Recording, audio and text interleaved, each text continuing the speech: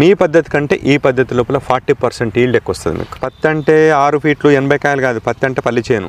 దాదాపు ఒక 10 క్వింటాలకు పైన దిగుబడి రావాలి, ప్లస్ పత్తి ఏరడంలో ఖర్చు తగ్గాలి, ప్లస్ గులాబీ రంగుని పురుగు అరికట్టాలి.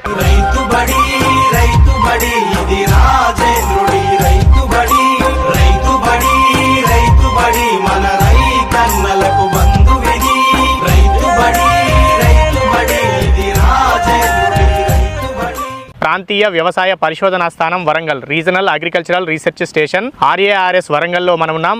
RARS associate director of research వారు సీనియర్ సైంటిస్ట్ డాక్టర్ ఉమారెడ్డి గారు. వారితో మాట్లాడదాం.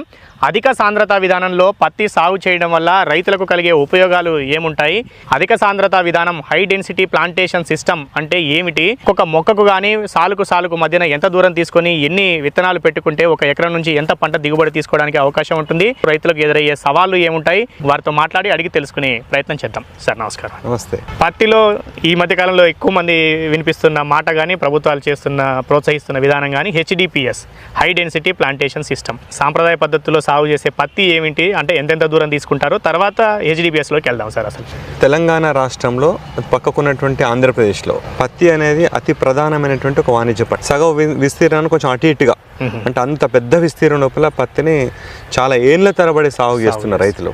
సో పత్తిని ఎట్లా పండించాలనేది వాళ్ళకి పూర్తి అవగాహన కూడా రావడం జరిగింది. అయితే ఒకప్పుడు పత్తిని జనరల్గా ఏంటంటే సాలుకి మధ్యన 3 ఫీట్లు, మొక్కకు కూడా 3 ఫీట్లు, లేకపోతే సాలుకి 3, మొక్కకు 2 ఫీట్లు, ఇట్లా ఒక చతురస్రాకారంలో అచ్చు పద్ధతి లోపల పెట్టాడు అన్నట్టు. జనరల్గా పత్తి అంటే నల్లరేగడి భూములలో పండించాలి దాన్ని. అందుకనే బ్లాక్ సాయిల్స్ని ఇంగ్లీష్లో ఏమంటారంటే బ్లాక్ కాటన్ సాయిల్స్. కాటన్ ఎక్కువ పండుతానికి అనుకూలంగా ఉంటుంది కాబట్టి దాన్ని ఆ సాయిల్స్ పేరే బ్లాక్ కాటన్ సాయిల్స్. కాకపోతే తెలంగాణ రాష్ట్రం లోపల బ్లాక్ సాయిల్స్ అనేది చాలా తక్కువ ఉంటాయి. మొత్తం ఉన్న విస్తీర్ణం లోపల 20-25% కంటే ఎక్కువ ఉండే. అసలు ఎక్కువ 60% వరకు బ్లాక్ సాయిల్ ఎర్ర చిలక సాయిల్సే ఉంటాయి. కానీ రైతులు ఆ ఎర్ర చిలక సాయిల్లోనే పత్తి వేసేవాళ్ళు అన్నట్టు. వేసి రైతు దృష్టిలో ఎట్లా ఉంటుంది పత్తి అంటే ఒక 6 ఫీట్ల ఎత్తు పెరగాలి, దాదాపు ఒక్కొక్క చెట్టుకి 80 కాయలు కాయాలి, ఒక్కొక్క కాయ ఇంత దొడ్డు ఉండాలి. వేసింది తప్పు సాయిల్లో, మనం కోరుకుంటున్నది మాత్రం చాలా పెద్ద మొక్క, పెద్ద కాయలు పెరగాలి కెనపి. అందుకొరకు రైతులు ఏం చేస్తారంటే కొంచెం పెట్టుబడి ఎక్కువ పెట్టడం, అంటే ఎక్కువ ఎరువులు వేయడం, ఎక్కువ పురుగు మందులు కొట్టడం, ఎట్లయినా సరే పత్తిని ఆ ఎత్తుకు తీసుకురావాలి, అన్ని కాయలు కాయాలని. అట్లా చాలా సందర్భాల లోపల వాతావరణం కూడా వాళ్ళకు అనుకూలంగా వర్షాలు ఒక పద్ధతిలో పడడం ఇట్లాంటి జరుగుతూ ఉండడం చేత అప్పుడప్పుడు వాళ్ళకు అనుకున్నట్టు ఫలితాలు కూడా వచ్చి ఉంటాయి. అందుకని వాళ్ళు కంటిన్యూ చేసిండు దాన్ని.